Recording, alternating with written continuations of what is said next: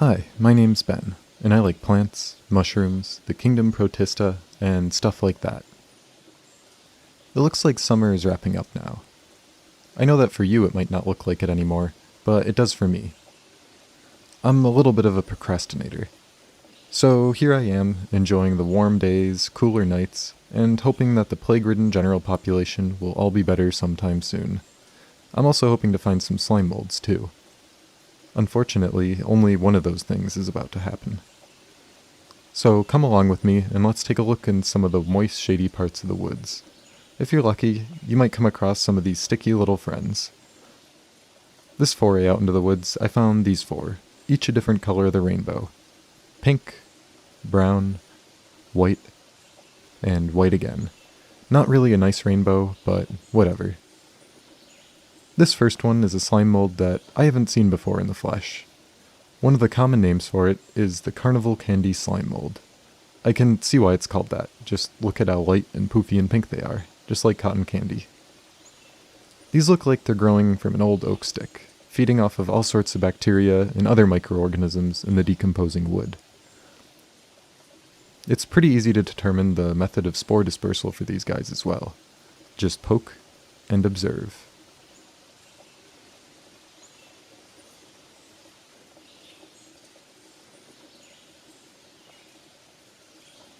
Nice and poofy, just as I suspected. The chocolate tube slime mold is another one that disperses its spores on the breeze. Here you can see the mature sporangia, absolutely primed, loaded, and ready to go. I guess I'll just have to poke and observe once again.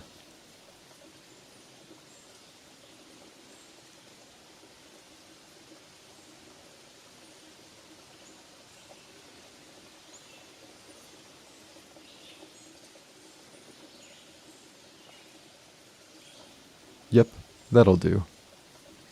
This is one of the more common slime molds, that some people even find growing off of wood on their houses. If that's the case with your house, there's probably something wrong. Your wood's getting wet, and I don't mean that in the good way. Also, I'm just going to throw it out there that these aren't edible. Just because it has the word chocolate in it doesn't mean you should eat it.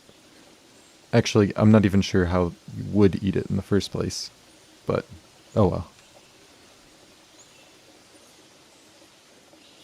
This next one is known as the coral slime mold, Ceratiomyxa fruticulosa.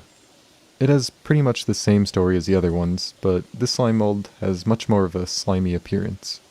I know that sounds pretty not scientific, but how else am I really supposed to describe it?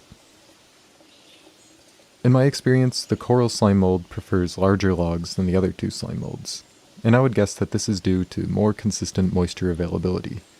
Those delicate icicle-like structures would probably shrivel up pretty quick in dry conditions.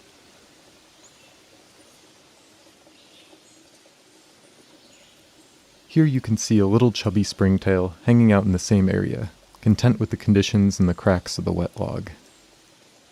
Springtails are pretty cool.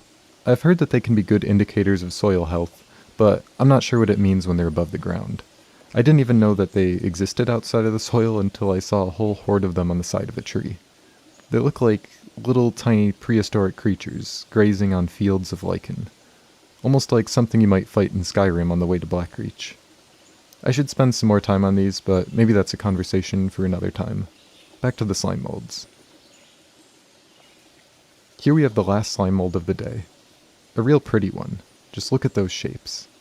These look like little white geometric balls, or some sort of alien eggs, or funky modern art. This one is actually almost the same exact thing as the previous slime mold. It's Ceratiomyxa fruticulosa, variety porioides. It's the same genus and species, but just a different variety. One of my favorite little references, the Audubon Society Field Guide to North American Mushrooms, suggests that this variation may just be due to different environmental conditions and not necessarily different genetics. That could be an interesting experiment if anyone has too much time on their hands. Now, all of these slime molds may look like fungi, but surprisingly they're not. Slime molds are interesting in that they're actually separate from the kingdom fungi, and they're part of the kingdom protista. They may be fungi-like, present in the same places as a lot of fungi, and even found in mushroom identification books, but they're not true fungi. One major difference is that they start their life cycles as amoeba-like cells with the ability to move around and eat bacteria.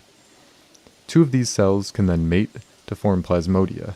After that, imagine a sort of pulsing, creeping web of protoplasmic strands engulfing bacteria and creeping along in search of food. Or maybe more like pulsing, vein-like creatures squeezing through cracks in logs to hunt their prey, that spread their spores on the breeze when they want to move on to a new area. That's a slime mold, and it's pretty wild. I'll have to keep my eyes peeled for some more slime molds later, and you definitely should too. They can be kinda tricky to find, but all it takes is wandering around in the dark, wet places in the woods. Good luck, and have fun. That's about it for me today, so thanks for watching. I hope you enjoyed this video. It's a little bit brief, but life gets crazy and all that. If you liked it, feel free to check out my other stuff, or just yell at me so I spit out some more content.